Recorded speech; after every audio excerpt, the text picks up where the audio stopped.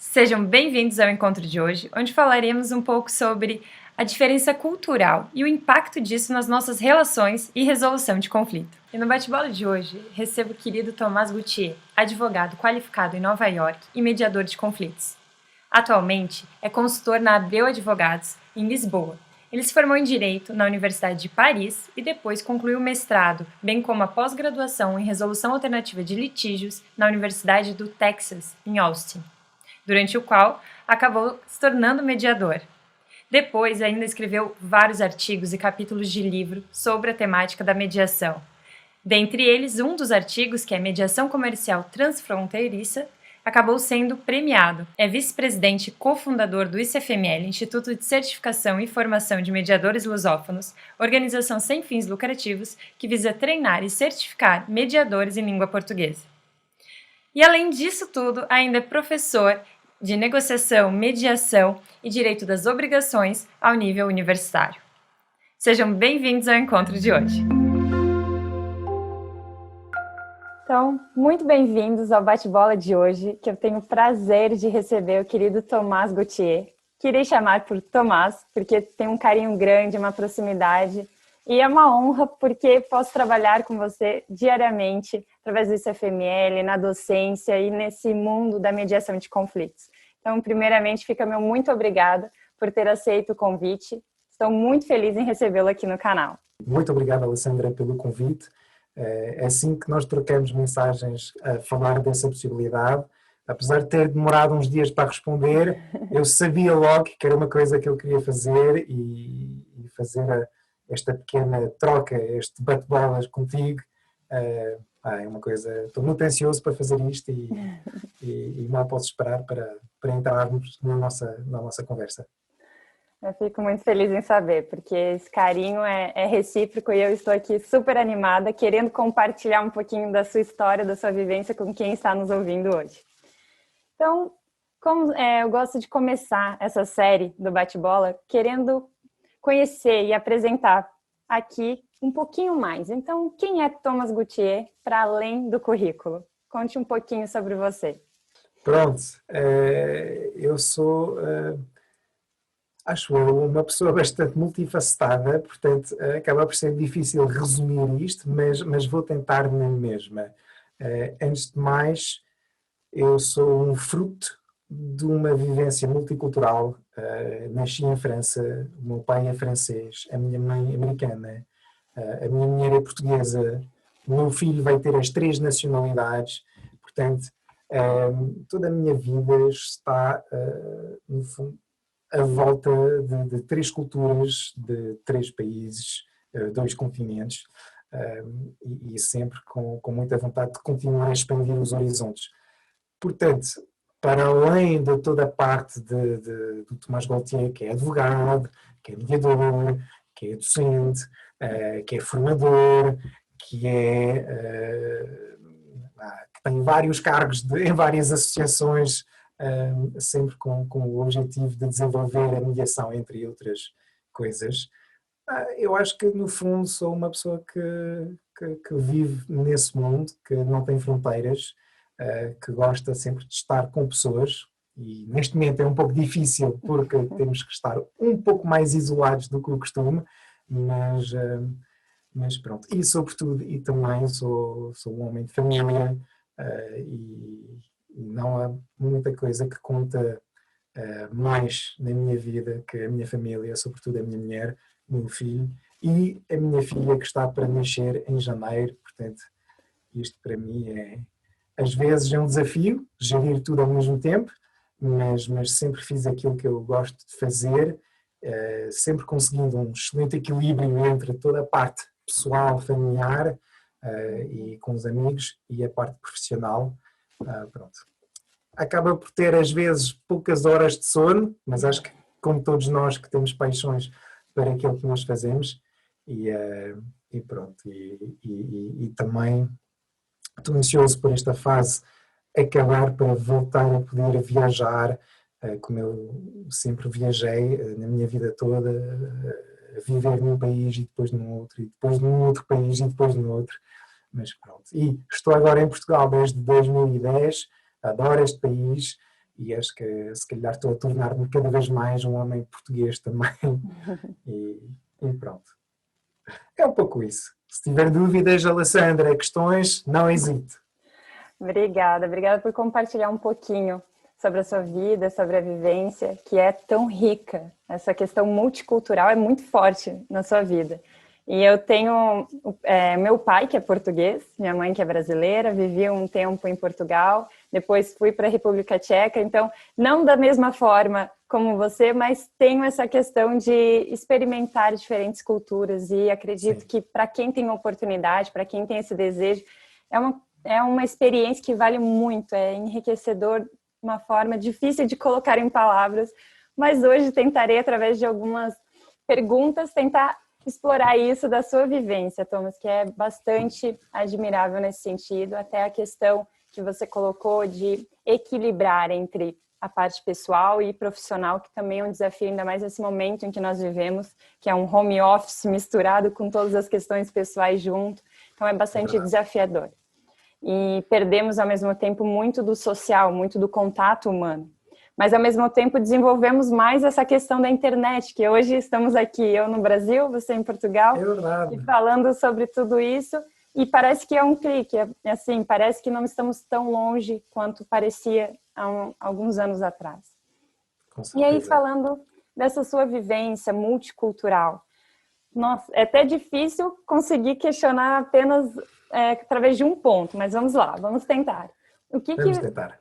Com base em tudo isso que vivenciou, que já tinha me contado uma vez que vivia em mudanças também dentro dos próprios países, então deve ter assim uma riqueza cultural muito grande, experiência em como saber lidar com todas essas diferenças. O que você poderia compartilhar com quem está nos ouvindo hoje sobre isso a nível pessoal, profissional, como desejar, que chamou muita atenção ou que foi um ensinamento grande na sua vida em função disso? Obrigado pela questão, é uma excelente questão e vou tentar responder da melhor forma possível. E vou começar, se calhar, por um lema de vida que me foi transmitido pelo meu pai. É um lema de vida que é um pouco uma brincadeira também, porque é uma expressão francesa, okay? Que é bon à rien, prêt à tout, que significa bom em nada, mas disposto a tudo. E eu abordei um pouco a minha vida e com esta multiculturalidade, um pouco com esse aspecto. Sempre parti do princípio que eu não sabia nada, e que tinha tudo para aprender, bastava abrir uma porta, falar com alguém, descobrir alguma coisa nova, experimentar uma coisa nova ou diferente. E vivi um pouco a minha vida tudo à volta deste lema.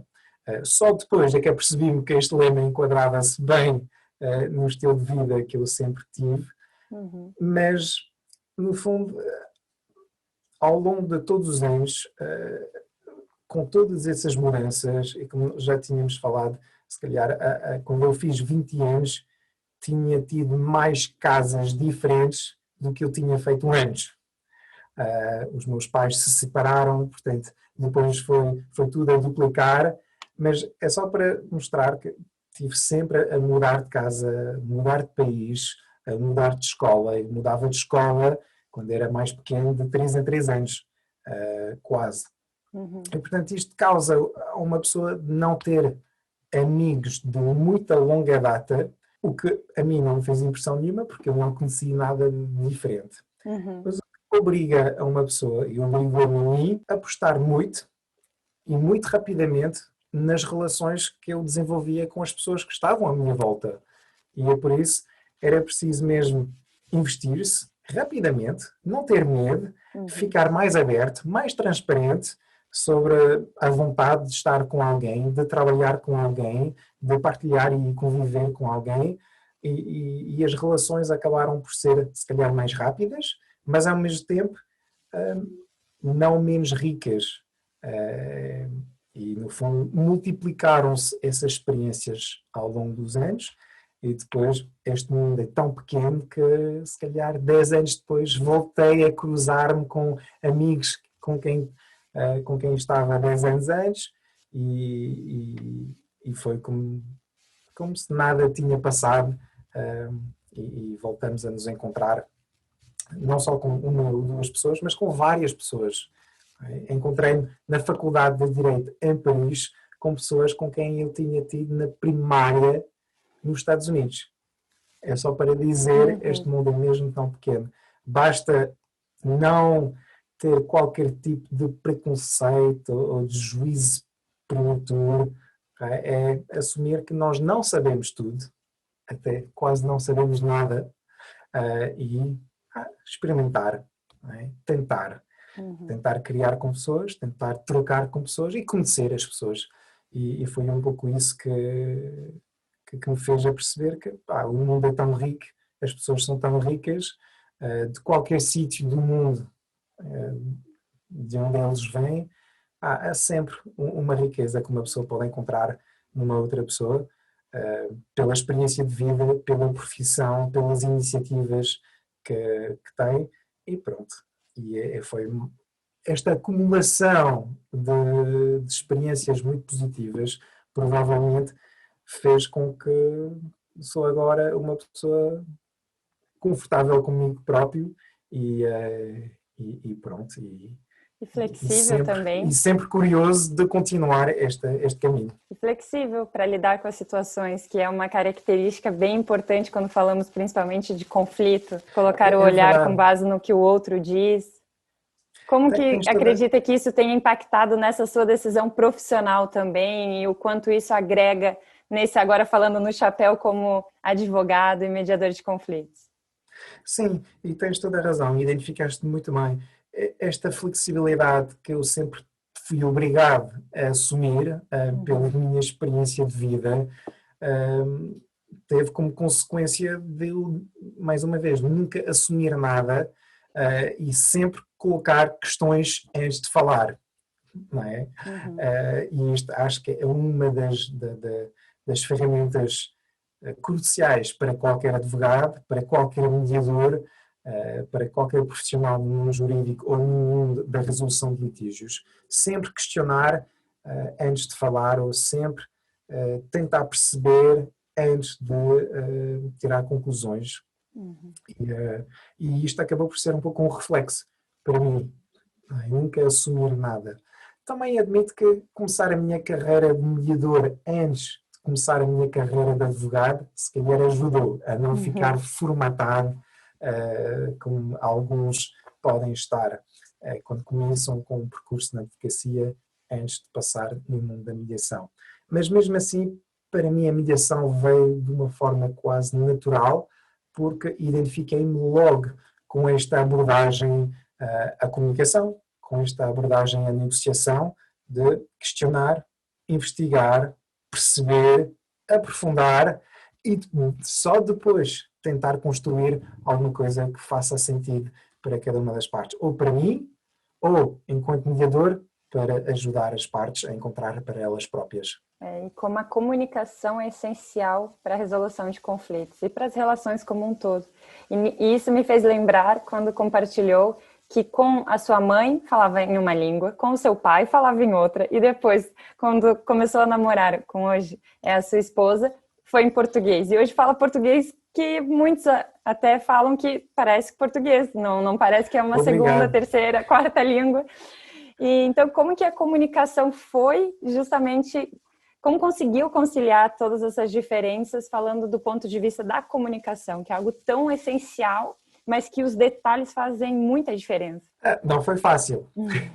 Não foi fácil. E houve muitos episódios, eu lembro-me de alguns, muitos episódios em que eu dizia coisas em português que não eram nada daquilo que eu queria realmente dizer e causava raramente transtorno, mas às vezes muitas gargalhadas por parte de colegas, mas acho que também é uma vontade de tentar e de não ter medo de fazer erros.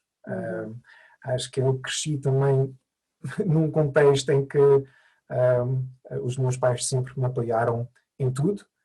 Tive imensa sorte de ter uns pais muito presentes e também dessas várias culturas, portanto havia sempre muita compreensão de algumas coisas que eu não fazia bem ou ou de algumas coisas em que eu não estava a interpretar, se calhar, da melhor forma, e isto criou em mim uma vontade, sobretudo, de tentar sem ter medo de errar.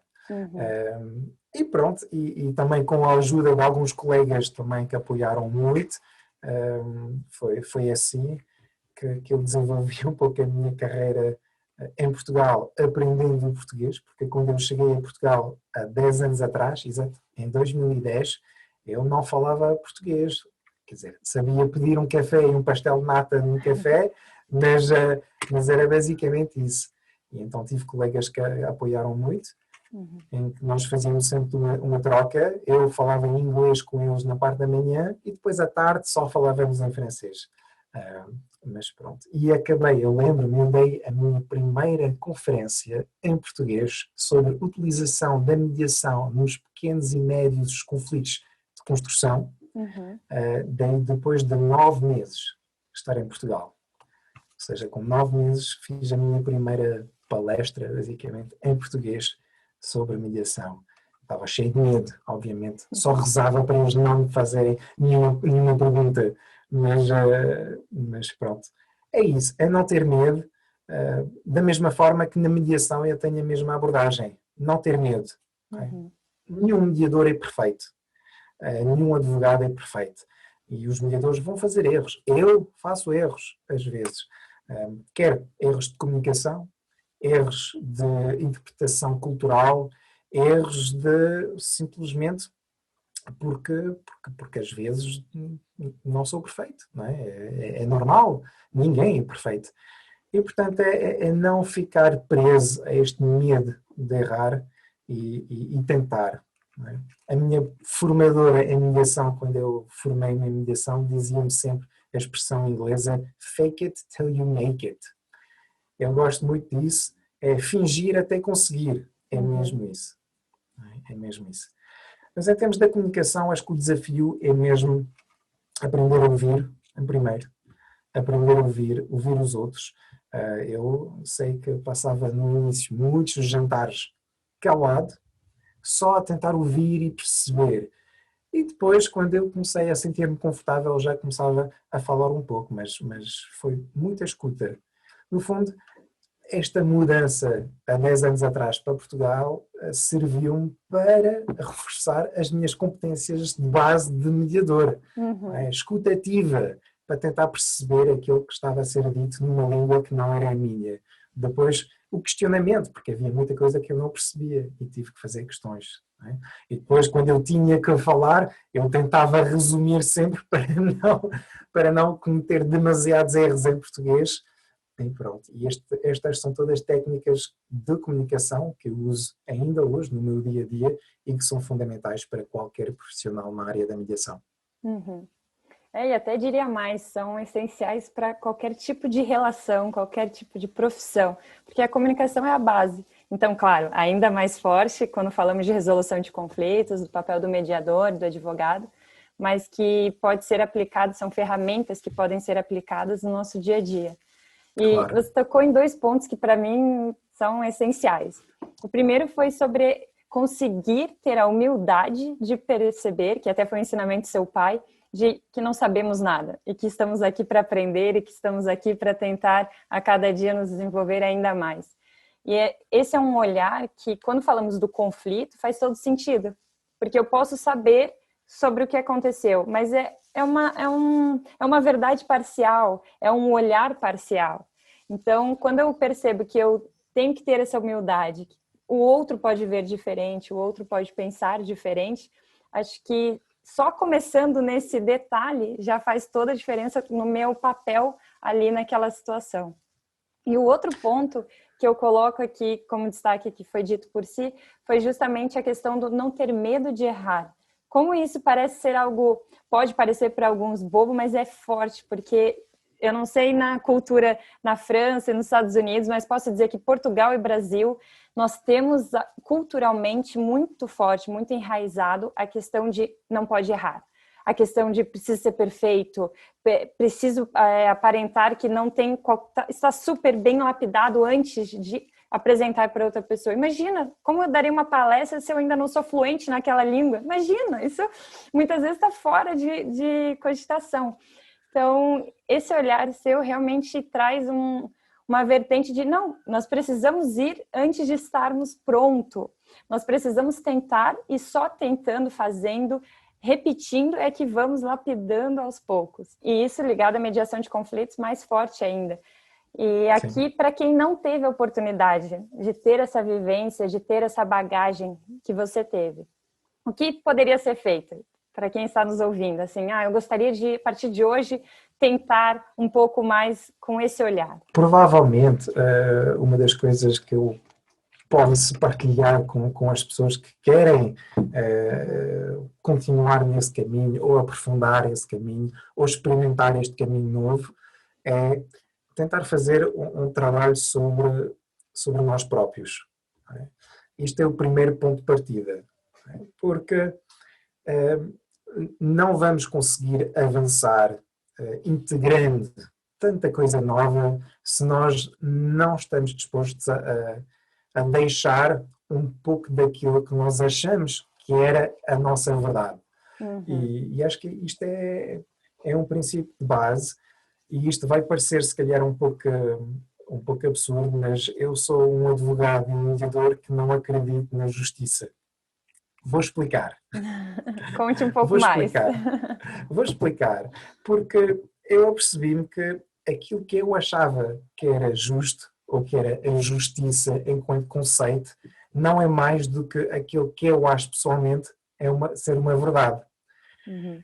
E eu acabei por perceber que cada um vai ter uma forma diferente de interpretar aquilo que é justo, ou aquilo que é a justiça, ou aquilo que deve ser a justiça. E isto foi um dos primeiros obstáculos que eu próprio tive que deixar de lado.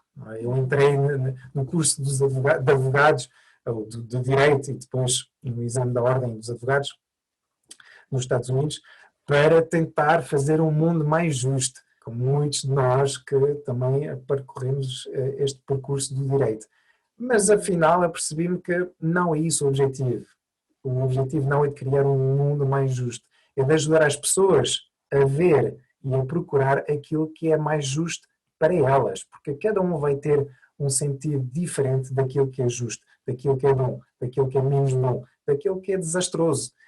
E, portanto, este princípio da justiça que eu vi ser debatido tantas vezes em diversas mediações, em que cada um estava a tentar negociar para um desfecho mais justo, mas uma vez que eles tinham uma definição completamente diferente, às vezes oposta daquilo que era justo, no fundo este conceito de justiça única, de justiça verdadeira, era às vezes alguma coisa que estava a piorar muito o conflito. Portanto, para quem está a começar neste caminho, isto é um dos exemplos, não é? Pensar naquilo que nós sabemos já e estar disposto a largá-lo, e a tentar abrir-se a uma outra forma de ver as coisas, mudar a perspectiva, basicamente. E isto é difícil, não é nada fácil. Não é nada fácil. Felizmente tenho uma mulher que é muito obstinada, muito teimosa, e às vezes ela obriga-me a treinar esta capacidade de mudar a perspectiva. Também nós estamos de culturas completamente diferentes. Ela foi criada por pais portugueses, viveu em França durante os primeiros 18 anos da vida dela, mas criada por pais portugueses, e eu, como eu disse, viajava entre França e os Estados Unidos com estes dois lados. E, portanto, muitas vezes o meu lado americano choca com o lado português dela, para quando vou dar um exemplo, não é? Isso, para eu ia perguntar. Conte um exemplo para ficar mais fácil para visualizar. O exemplo mais flagrante é, para mim, quando uma pessoa diz para estar em algum sítio a 1 hora, eu estou lá 5 minutos antes. Para a minha mulher, quando uma pessoa combina a 1 hora específica, ela sai de casa a esta hora. Porque não, é sempre 1/4 hora, meia hora, está tudo bem. É aceitável. É completamente aceitável e até expectável. Não é? E eu, para conseguir ultrapassar esta formatação mental que eu tinha da minha cultura americana, eu tive que fazer, não vou dizer um grande trabalho sobre mim próprio, mas eu tive que pensar, se calhar é uma outra forma de visualizar isto e de pensar nisso e de abordar isso, porque no início estava a criar alguma frustração para mim, mas agora não, agora eu penso, agora faz-me mais rir do que outra coisa, é mais reconhecer e identificar que nós somos diferentes e que não há nada de bom nem de mau, é tudo diferente, é tudo diferente. Mas há exemplos assim também que eu observei dentro de mediações. Dentro de algumas mediações.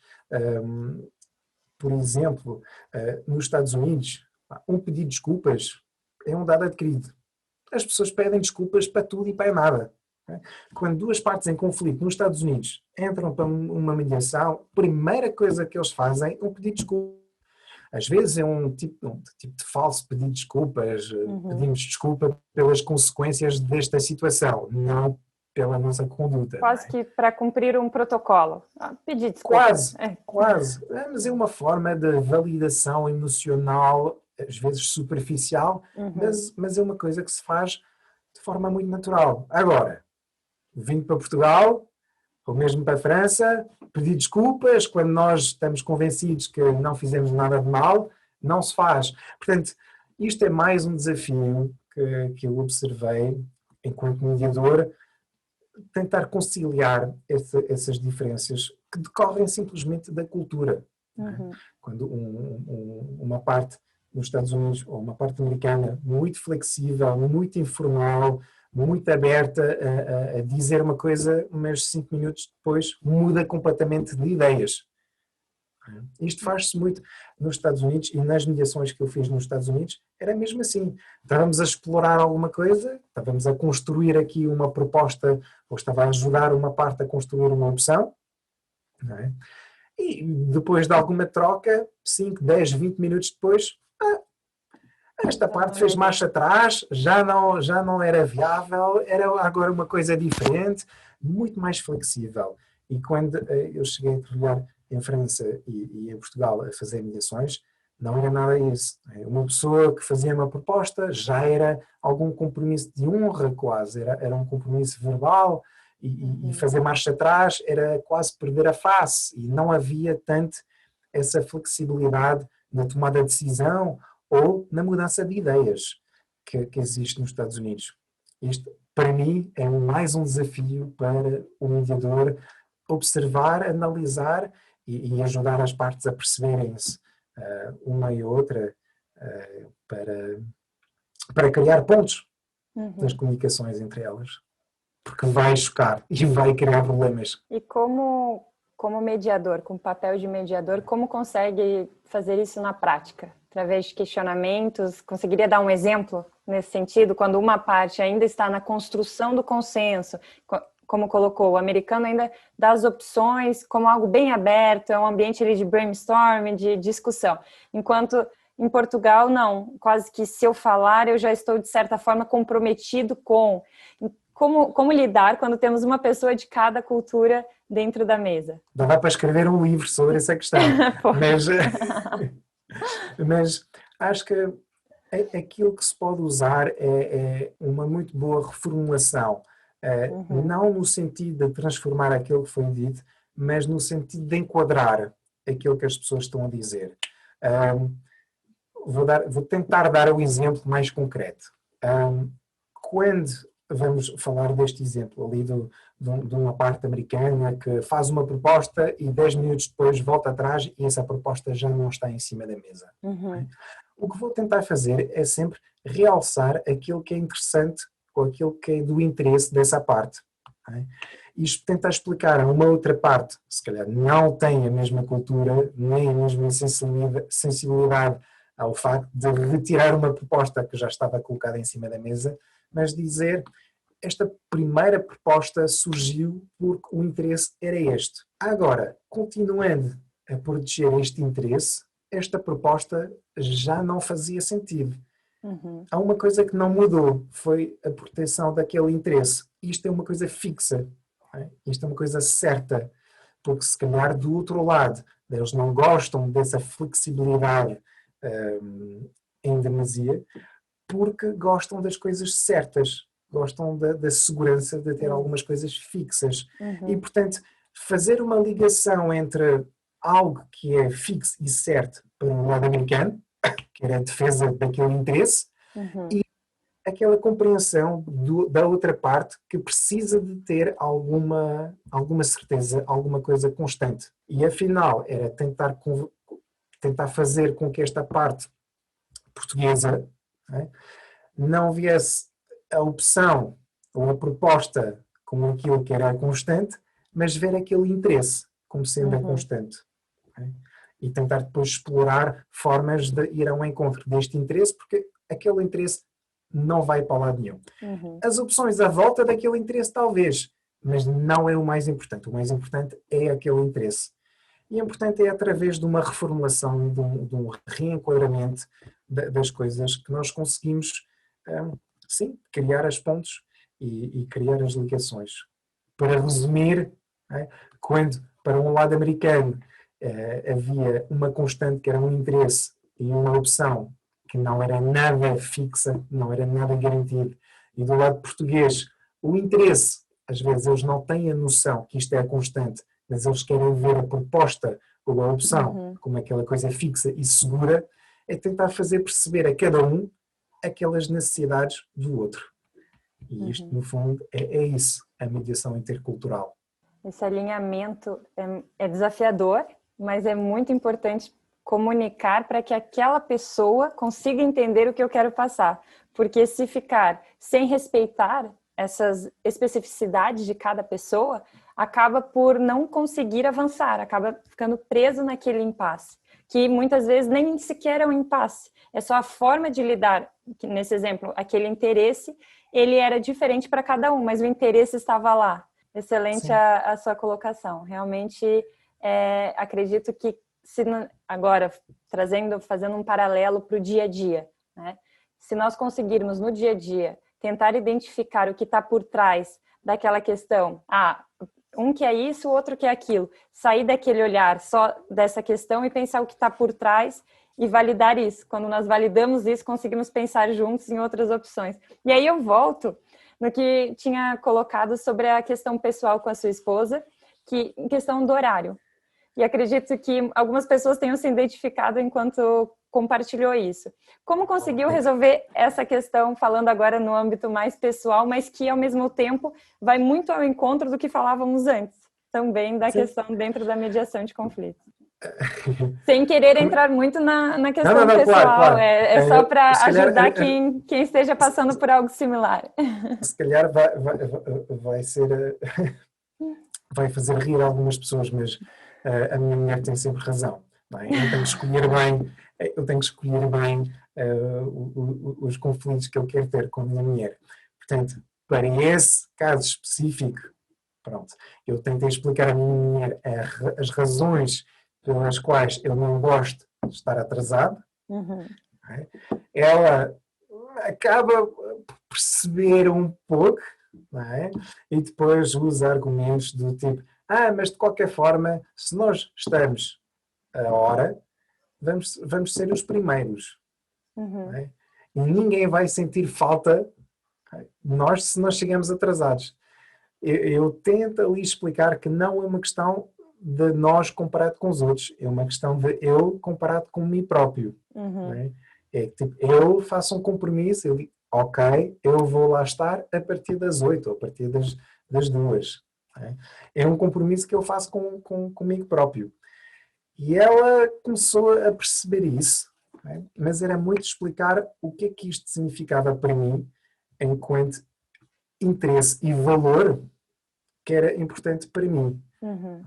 E depois eu tive também que perceber qual era o interesse e o valor associado à decisão dela. Ela não queria frustrar suscetibilidades dos outros. E ela dizia, mas se nós chegamos atrasados, ninguém vai ficar frustrado.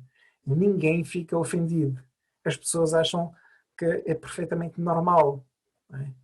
E, portanto, o olhar dela era muito mais virado para os outros e o meu olhar estava muito mais virado para os meus próprios valores.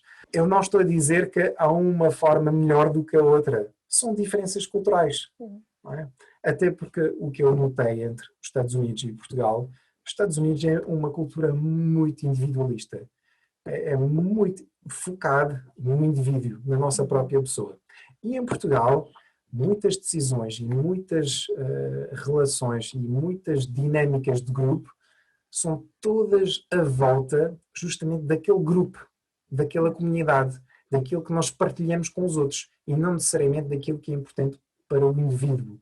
E isto é, mais uma vez, uma diferença cultural e nós temos que saber lidar com isso no nosso dia a dia. No meu caso concreto, geralmente a minha mulher acaba por decidir quando é que nós saímos de casa. Mas o processo todo acaba por ser muito esclarecedor para mim, para perceber, mais uma vez, estamos aqui perante uma situação de culturas diferentes que estão a revelar diferenças culturais e sensibilidades diferentes, noções diferentes da importância do tempo, da importância da palavra e da importância do reconhecimento dos outros. É? E quando vocês conseguiram falar sobre isso, com certeza ajudou nesse alinhamento de expectativas e de compreender. Claro, eu não preciso mudar de opinião, nem concordar, claro, mas pelo menos, nós pensamos diferente sobre o que é o conceito do tempo, da palavra, como bem colocado. Perfeito. Sem dúvida. E acho que estas trocas, falar disso, e no meu caso, falar disto, ter essas conversas com a minha mulher, só nos ajudou a sermos um casal ainda mais forte. Porque ela, quando eu faço depois alguma coisa, ou quando eu respondo de alguma forma, ela sabe porque é que eu respondo dessa forma. Porque ela já percebe de onde é que vem isso tudo. Acho que, sem querer, ela também começou a ganhar algumas competências de mediação só pelo facto de estar casada comigo. Não é? Mas uma pessoa tentar perceber aquilo que uma pessoa está a dizer, pensando naquilo que está por trás, ajuda a reduzir conflitos em geral. Porque não estamos a assumir que nós temos a única verdade. É mais uma vez essa a ideia. Uma das coisas que me chamou a atenção quando eu me mudei para Portugal, no início do mestrado, e que impactou no ponto de vista cultural, foi a questão do saber dizer não. Aqui no Brasil, nós temos muita dificuldade em falar não. Nós dizemos sim quando queremos dizer não, nós não respondemos para tentar evitar essa questão que é delicada. Então, assim, tem um contexto diferente. Enquanto em Portugal, pelo menos na minha experiência, eu senti que os portugueses estão mais à vontade a dizer que não.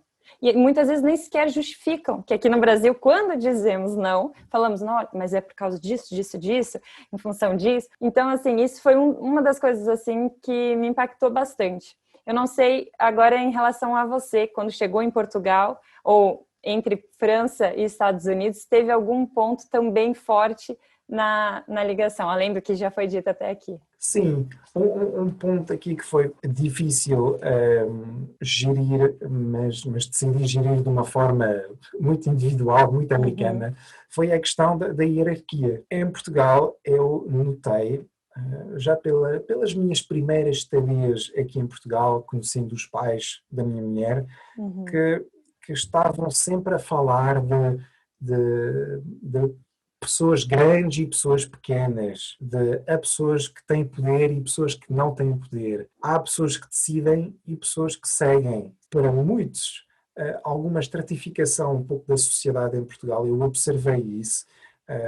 Também dentro de uma estrutura de uma sociedade de advogados. Temos os sócios que representam alguma coisa e temos todos os outros colegas que dão a esses sócios algum reconhecimento só pelo facto de estar nesse cargo, independentemente de ter alguma ligação pessoal, alguma afinidade pessoal com as pessoas individualmente. E, portanto, para mim foi um pouco estranho de ver esta hierarquia dentro de todos os aspectos da sociedade, tanto na hierarquia familiar, que Portugal ainda é uma estrutura bastante patriarcal, mas também no contexto de uma sociedade de advogados, que também funciona, vamos dizer, de forma bastante patriarcal, com algumas pessoas que decidem e outras pessoas que no fundo, que seguem não é? E que fazem aquilo que aqueles que decidem.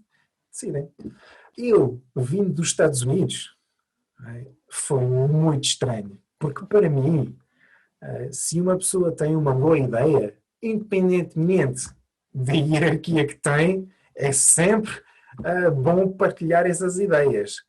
E então até já tínhamos falado disso, nós dois. Quando eu vim para Portugal em 2010, nem tinha 25 anos. Eu enviei diretamente um e-mail a 3 sócios do primeiro escritório no qual eu trabalhei, e o e-mail tinha como assunto criação de um departamento de mediação. E eu, pequeno estagiário que eu era, estava a convocar 3 sócios do escritório, inclusive o managing partner, ou seja, o sócio coordenador do escritório todo. Era um escritório grande, com 250 advogados. Eu estava a convocar 3 sócios para uma reunião para explicar o meu plano em 10 passos sobre como criar um departamento de mediação de sucesso dentro do escritório. Agora, quando eu falava disso aos meus colegas estagiários, eles ficavam malucos. Para eles era completamente fora de questão enviar uma convocatória diretamente para os sócios. Era preciso falar com o coordenador do estágio e que depois ia passar para um associado sénior da área de prática, que depois ia passar para o sócio. Ou seja, esta hierarquia toda que serve para manter alguma estrutura e ter alguma certeza no nosso papel e nas nossas funções. Isto serve tudo para alguma coisa, é útil, mas para mim, culturalmente, não fazia sentido nenhum. E, portanto, isto foi mais uma experiência que eu tive. Felizmente, os sócios em questão sabiam que eu vinha dos Estados Unidos, sabiam que eu tinha um perfil cultural diferente e não levaram nada a mal, e pelo contrário, ficaram muito entusiasmados em reunir comigo e em ouvir a minha apresentação sobre como desenvolver uma área de mediação no escritório de advogados em 10 passos. Mas isto foi um desafio que eu notei. Em todas as estruturas pelas quais eu passei, observei a mesma coisa. Uma importância pela hierarquia muito mais acentuada do que nos Estados Unidos e até do que também eu já encontrei em França. E isto para mim tive que ajustar, tive que fazer um trabalho de adaptação para, em contextos públicos, tratar os sócios de uma forma diferente que eu os tratava num contexto mais privado, por exemplo, quando estávamos a reunir só eu com um sócio. Eu tratava os sócios por tu, mas tive que adaptar-me, e quando nós íamos para uns eventos mais públicos, em conferências ou eventos, sim, claro que eu tinha que dar todas as honras merecidas a estes sócios à frente dos outros colegas da classe. Mas foi uma experiência, sim, foi mais um desafio. E agora já está super acostumada a gerir essas diferenças, já há 10 anos em Portugal. Sim, quer dizer, uma pessoa vai habituando-se, não é? Pessoa vai habituando-se. E também uma pessoa vai ganhando algum conforto com a forma de ser com as pessoas e algum conforto com a nossa própria forma de ser. No início da minha carreira, eu não sabia como é que eu devia me comportar. Agora, já tenho alguns anos de experiência. Se as pessoas não gostam da forma como eu estou, pronto, não faz mal. Eles não gostam, tudo bem. Também não tem como agradar tudo e todos. Exato, é impossível. E, portanto, é melhor, eu digo que é melhor nós estarmos bem com nós próprios, sem faltar de respeito ao ponto de realmente criar problemas. Mas se houver alguns pequenos desajustes, não faz mal. Não faz mal. As pessoas percebem. As pessoas sabem que somos humanos e ninguém está à espera que nós formos perfeitos. Portanto. E muitas vezes é um olhar nosso com nós mesmos, ou seja, existe a questão cultural, mas há uma limitação nossa, nós nem queremos tentar em função disso. E no seu caso, como tem toda essa vivência multicultural, acabava arriscando mais e com isso permitia chegar também em outros lugares em função dessa coragem e também curiosidade em colocar em prática. Então, também acho Possivelmente, que fica essa reflexão aqui para quem está ouvindo. possivelmente. E se calhar posso contar uma última história Sim, por para quem favor. está a iniciar neste caminho ou da mediação ou de qualquer outra área da resolução de litígios. Eu lembro-me, foi em 2010, eu estava com 6 meses de estágio e um sócio do escritório veio falar comigo e dizer: Tomás, está aqui um concurso. Um concurso organizado por uma associação internacional de advogados. Uma pessoa tem que escrever ali um trabalho de pelo menos, acho que era pelo menos 50 páginas, uma coisa assim, em inglês, é para jovens advogados. Eu vou-te desafiar para escrever alguma coisa. A primeira resposta foi: não, estou cheio de trabalho, não consigo, não vou poder, não tenho tempo. Bem? E depois fiquei lá a pensar durante meia hora, 45 minutos e pensei: epá, realmente, não. Eu tenho aqui uma oportunidade para escrever alguma coisa sobre um tema que eu gosto, que era o tema da mediação. E tinha um sócio do escritório a me dar essa possibilidade de o fazer.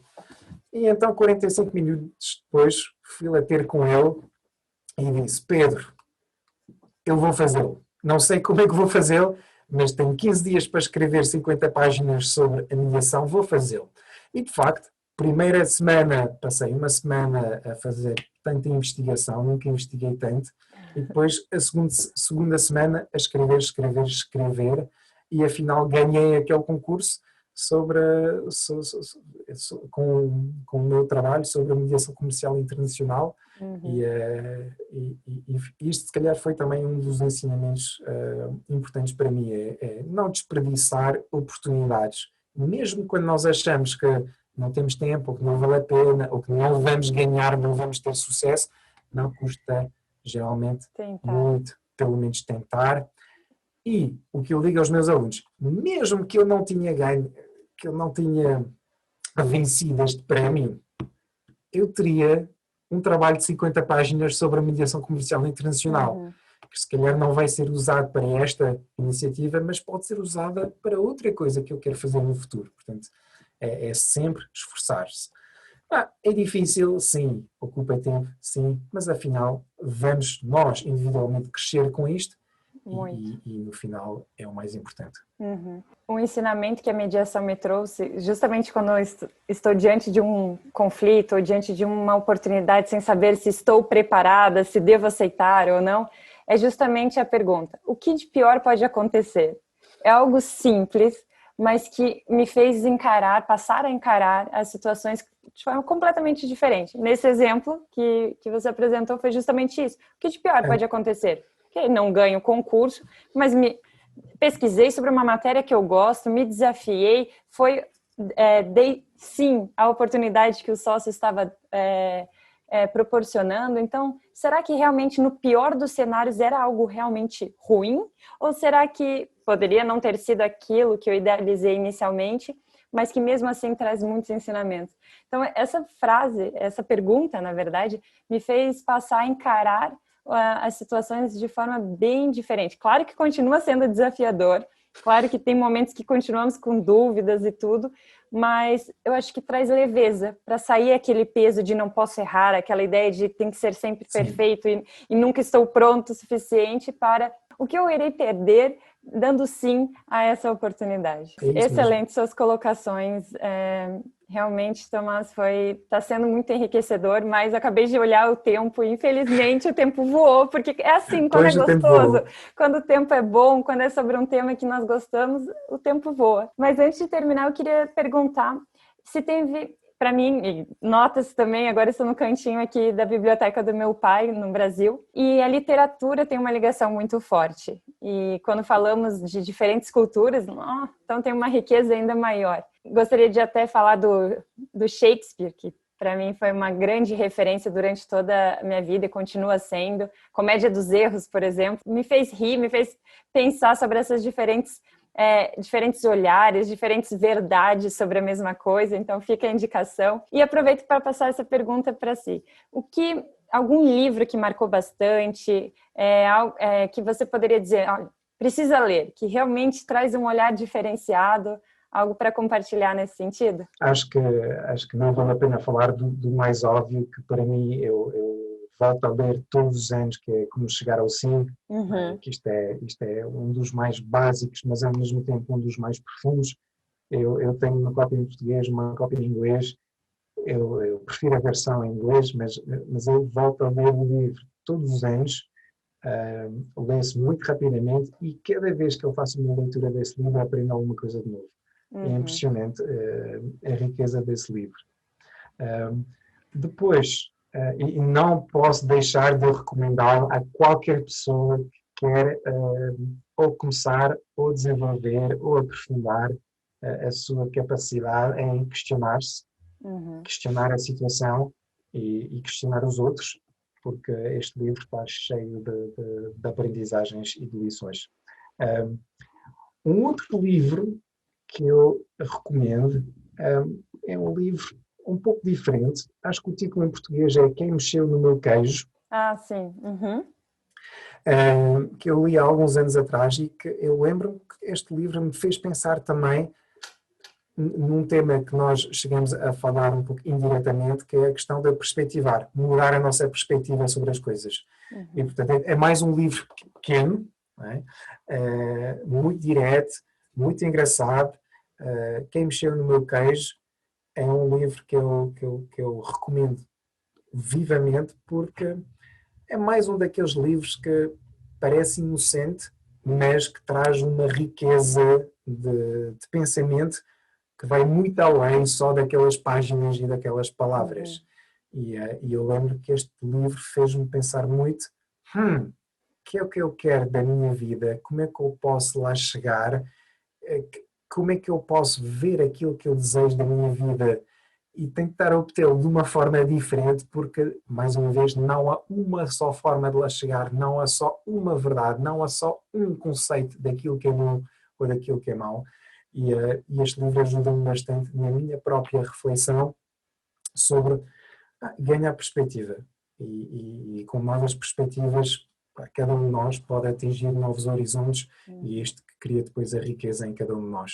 Isso que colocou também sobre cada vez que releio o livro, vejo coisas diferentes, aprendo coisas diferentes, é a maior comprovação disso, porque cada hora nós temos um olhar de acordo com o que estamos vivendo naquele momento.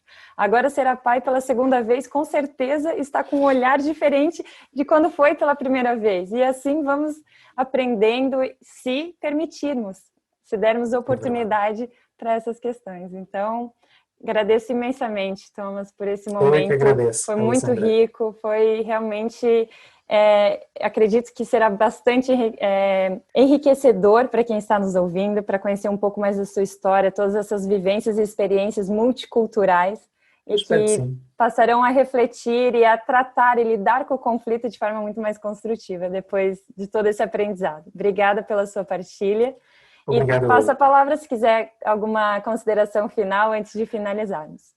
Eu só queria, obviamente, agradecer-te a ti, Alessandra, pelo convite, pela discussão, pela troca que nós acabamos de ter. Gostei imenso.